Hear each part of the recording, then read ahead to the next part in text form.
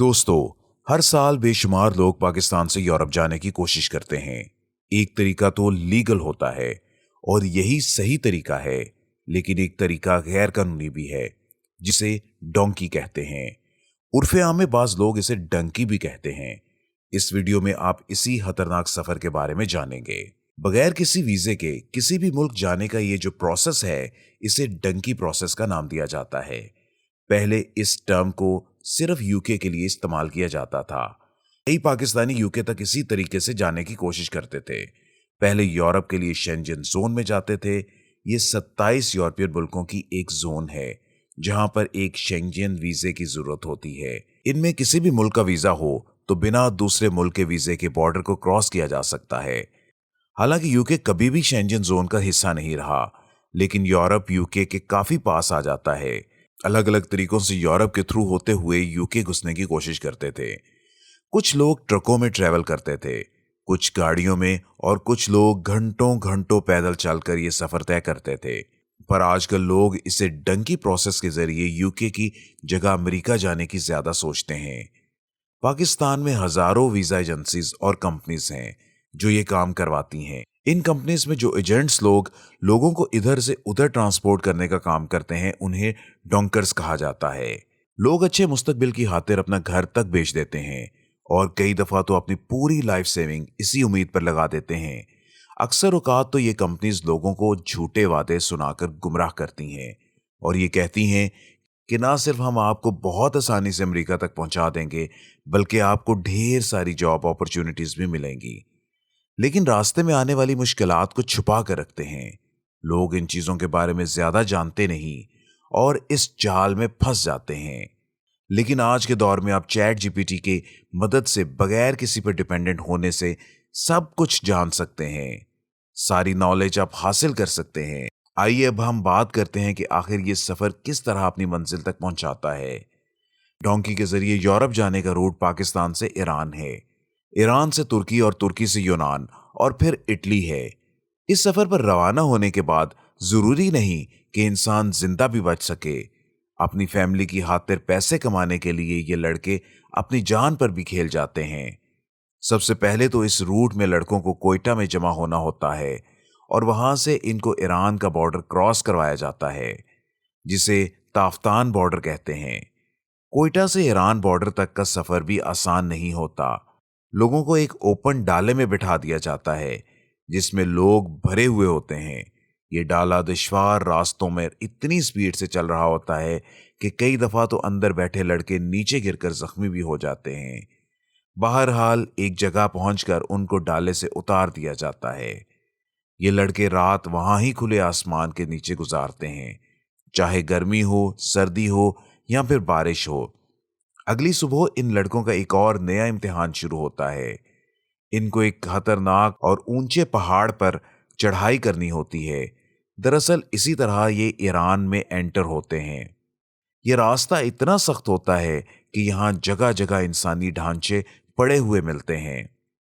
ये वो लोग होते हैं जो भूख और प्यास से मर गए थे और कई लड़के इसी पहाड़ से नीचे गिरकर भी मारे जाते हैं। कोई चाहकर भी इनकी मदद नहीं कर पाता। फिर इन लड़कों को इसी पहाड़ की चोटी पर बिठा दिया जाता है। काफी देर के बाद इनको सिग्नल मिलता है तो ये लड़के पहाड़ से नीचे उतर जाते हैं। पहाड़ से उतरते हुए भी कई लड़के अपनी जान गंवा बैठते हैं। फिर पहाड़ से उतरकर ये लोग ईरान में एंटर होते हैं। एक तरफ ईरानियन फोर्सेस का डर और दूसरी तरफ शदीद भूख और प्यास और सफर की थकान।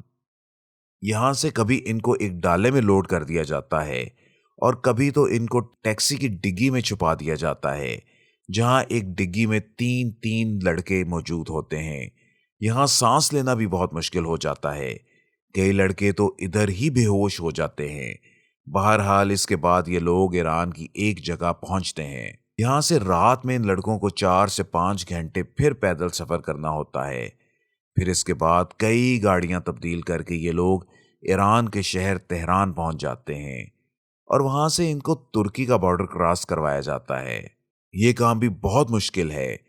तुर्की ईरान बॉर्डर पर फौज पहरा दे रही होती है, इसीलिए इन लोगों को भाग कर बॉर्डर क्रॉस करना होता है। जो पीछे रह जाते हैं उसको पकड़ लिया जाता है। फिर यहां से लोगों को एक वैन में बिठाकर तुर्की के एक शहर ले जाया जाता है। ये सफर कई घंटों पर मुश्तमिल होता है। इसके बाद इनकी तस्वीरें भी ली जाती हैं, इनके एजेंट को भेज दी जाती हैं कि ये लोग यहाँ पहुंच चुके हैं। यहाँ से ये लोग ऊंचे ऊंचे पहाड़ क्रॉस कर कर समंदर के किनारे पहुंच जाते हैं, जहां पर ये लोग छुप कर बैठ जाते हैं। इसके बाद फिर इनको एक गाड़ी में लोड करके एक गांव में उतार दिया जाता है। इस गांव से फिर इनको 5 या 6 घंटे पैदल चलना पड़ता है, क्योंकि ये लोग गैर कानूनी तरीके से तुर्की में होते हैं, तो हर वक्त खतरा होता है कि कहीं पुलिस इनको पकड़ ना ले। खैर, तुर्की से अब इनको यूनान यानी ग्रीस जाना होता है और इटली जाना होता है। ये सफर समंदर के जरिए भी किया जा सकता है और जमीनी रास्ते से भी। जमीनी रास्ते से जाना काफी मुश्किल हो जाता है। तुर्किश फोर्सेस यहाँ बहुत एक्टिव होती हैं, लेकिन दूसरी तरफ समंदरी रास्ता भी बेहद खतरनाक होता है। ऐसे कई वाकयात सामने आए हैं जब समंदरी सफर में कश्तियां डूब चुकी हैं, लेकिन लोगों को छोटी छोटी कश्तियों में भी सफर करना होता है। समंदर की तेज लहरें या कोई तूफान किसी भी वक्त जानलेवा साबित हो सकता है, और ये सफर बहुत लंबा भी होता है। हर वक्त ये डर होता है कि यूनानी फोर्सेस किसी भी वक्त इनको अरेस्ट कर सकती हैं। इसी रास्ते से ही ये लोग यूनान और इटली पहुंचते हैं।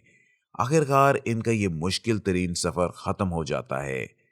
वैसे तो कोई नहीं चाहता कि वो अपना मुल्क छोड़कर गैर कानूनी तरीके से इतना खतरनाक सफर करे, लेकिन ये लोग अच्छे मुस्तकबिल की तलाश में कुछ भी कर गुजरते हैं। फिर भी किसी भी मुल्क में एंटर होने के लिए लीगल रास्ता ही अपनाना चाहिए। डंकी से मुतल्लिक कुछ अहम रिपोर्ट्स। पिछले साल 8 लाख से ज्यादा पाकिस्तानियों ने बाज़ाब्ता तौर पर बैरूने मुल्क काम तलाश करने के लिए मुल्क को छोड़ा। ये गुज़िश्ता 5 सालों में सबसे बड़ा अहराज है। कुछ मायूस बशिंदे खतरात के बावजूद ऑस्ट्रेलिया, यूरोप और दीगर आला मुकामात पर मुंतकिल होने के लिए गैर कानूनी स्मगलरों का रुख करते हैं। इंटरनेशनल ऑर्गेनाइजेशन फॉर माइग्रेशन के मुताबिक 2014 से अब तक बहरा रूम को अबूर करने की कोशिश में 20,000 से ज्यादा अफराद जाँ बहक हो चुके हैं या लापता हो चुके हैं। Human rights commission of Pakistan ने कहा, मुल्क में दस्तयाब मुआशी मौके की कमी ज्यादा से ज्यादा लोगों को खतरे से आगाह किए बगैर ऐसे रास्तों पर जाने के लिए मजबूर करती है। हमने इस वीडियो में यही देखा कि बढ़ती हुई बेरोजगारी के सबब बहुत से पाकिस्तानी मुल्क छोड़ने पर मजबूर हैं। लेकिन मैं सिर्फ एक चीज कहना चाहूंगा कि ये याद रखिए, जान है तो जहान है। कभी भी अपनी जिंदगी दांव पर मत लगाएं। ऐसे रास्ते मत चुनें कि अपनी जान ही गंवा बैठें।